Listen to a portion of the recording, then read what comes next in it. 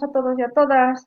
En este vídeo vamos a hacer un resumen del tema 2, que se refiere al reconocimiento de las características psicológicas de las personas dependientes en instituciones.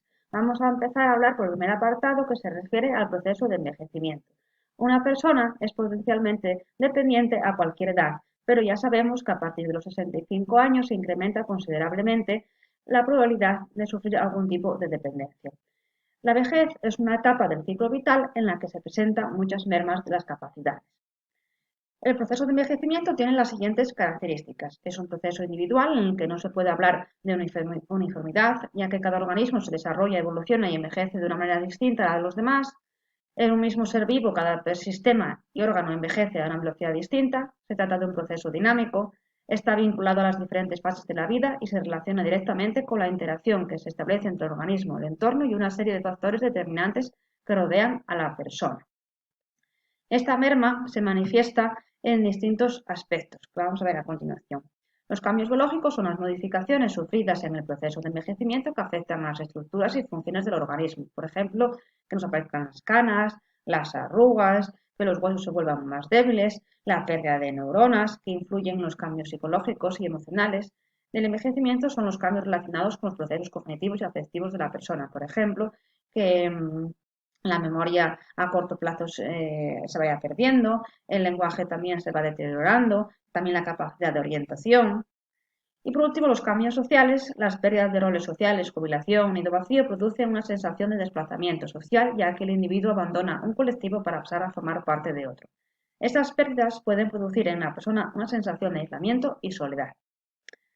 En conclusión, en este periodo se produce una mayor prevalencia de las enfermedades crónicas y la pérdida de capacidades sensoriales, psicomotoras e intelectuales superiores, como son la inteligencia fluida o la memoria. Sin embargo, algunos estudios demuestran que los mayores son más eficaces que los jóvenes en otras capacidades como la sensatez o la capacidad para dar información verbalmente.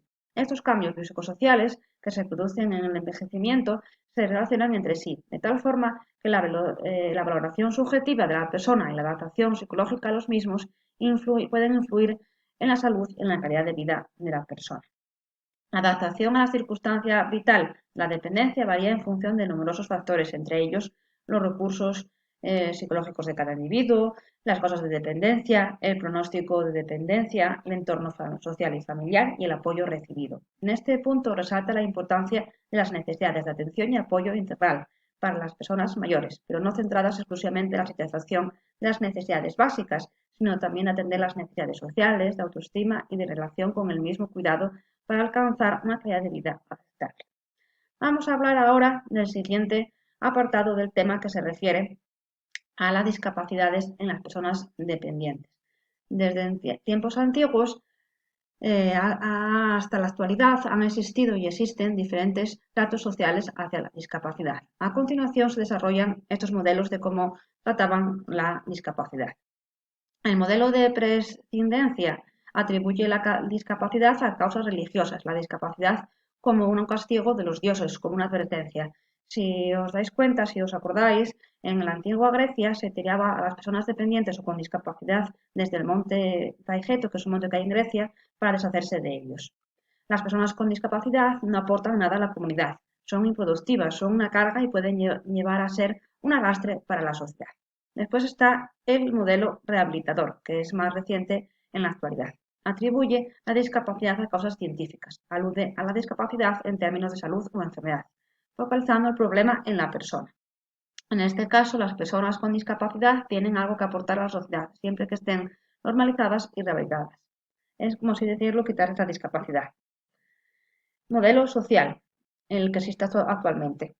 Atribuye la discapacidad a causas sociales. En la sociedad, la que oprime y pone limitaciones a la persona con discapacidad, barreras arquitectónicas, pocos apoyos, escasos recursos económicos y sociales. Las personas con discapacidad son incluidas y aceptadas por la sociedad y se acepta la diferencia. Las personas etiquetadas con discapacidad gozan del derecho a participar plenamente en todas las actividades, economía, política, social, cultural, del mismo modo que sus semejantes sin discapacidad. El trato social a las personas con discapacidad no siempre ha sido el mismo, como hemos visto. Por tanto, los modelos han ido también cambiando. También lo ha hecho el concepto que se ha tenido de de discapacidad para referirnos a ellos. Vamos a ver aquí hablar de tres conceptos que son importantes tener en cuenta en el entorno en el que nos movemos. Por un lado, la deficiencia. Dentro de la experiencia de la salud, es toda la pérdida o una anormalidad de una estructura o función psicológica, fisiológica o anatómica. ¿Qué características tiene? Pérdidas o anormalidades temporales y permanentes, existencia o aparición de una anomalía, defecto o pérdida producida por un miembro, órgano, tejido u otra estructura del cuerpo o sistema de función social. Exteriorización de un estado patológico que refleja perturbaciones o en uno o más órganos, por ejemplo, un dedo. Esta deficiencia puede provocar una discapacidad y una minusvalía. La discapacidad dentro de la experiencia de la salud es toda restricción o ausencia debido a una deficiencia de la capacidad de realizar una actividad en la forma o dentro del margen que se considera normal para un ser humano. Características: exceso o insuficiencia temporal, permanente, reversible o irreversible, progresivo o regresivo en el desempeño y comportamiento en una actividad rutinaria normal. Por ejemplo, si nos cae el dedo gordo ya no podemos escribir o hacer muchas otras tareas. Surgen como consecuencia directa de la deficiencia o como respuesta del individuo a deficiencias físicas, sensoriales o de otro tipo. Y concierne actividades que son esenciales en la vida cotidiana, como por ejemplo control de esfínteres, destrezas para lavarse, alimentarse con autonomía, capacidad de caminar, etc. Y por último tenemos el término de minusvalía. Dentro de la experiencia de la salud es la situación desventajosa para un individuo determinado, consecuencia de una deficiencia o una discapacidad que limita o impide el desempeño de un rol que es normal en su caso, en función de su edad, sexo y factores socioculturales. Es como que te quiten de disfrutar del ocio. Relacionada el valor atribuido a la situación o experiencia de un individuo cuando se aparta de la norma. Discordancia entre el rendimiento o estatus del individuo y sus propias expectativas y las del grupo al que pertenece. Es como si en ese grupo no encajáramos. Y entorpecimiento en la capacidad de mantener los roles de supervivencia. Atendiendo al tipo de función alterada, la población con discapacidad se divide en los siguientes grupos: física, sensorial, física, intelectual o mental. La física es aquella que proviene de la limitación en el desempeño motor de la persona afectada, bien en la postura, el desplazamiento o en la coordinación del movimiento. Puede ser alteración del sistema nervioso o del aparato musculoesquelético. Sensorial, la relativa a la pérdida a las personas para la audición o la comunicación o el lenguaje. Enfermedades o alteraciones en los órganos sensoriales o sus nervios periféricos correspondientes. Psíquica, la relativa a aquellas personas con un comportamiento desadaptativo como consecuencia de diversos trastornos psicológicos, como los diagnósticos más frecuentes son los trastornos psicóticos como la esquizofrenia y el trastorno bipolar. Ello no significa que todas las personas que presentan este diagnóstico presentan discapacidad, sino una proporción de ellas.